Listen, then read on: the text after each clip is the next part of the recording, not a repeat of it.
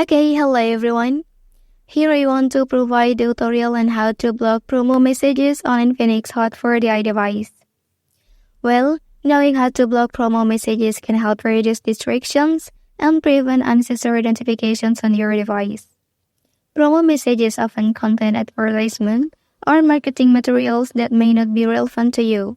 By blocking them, you can declutter your inbox, save time, and focus on important messages.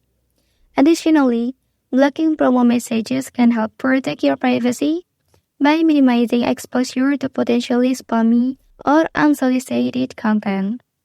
So how to do that? Let's go to the tutorial. Okay, firstly, here I'm gonna show you promo messages on my device.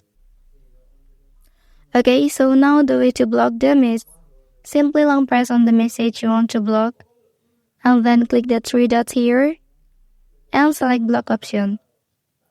Okay, uncheck this list and click OK. Well, that's the tutorial on how to block promo messages on Infinix Hot 40i device.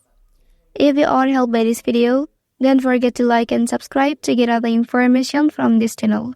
Thank you.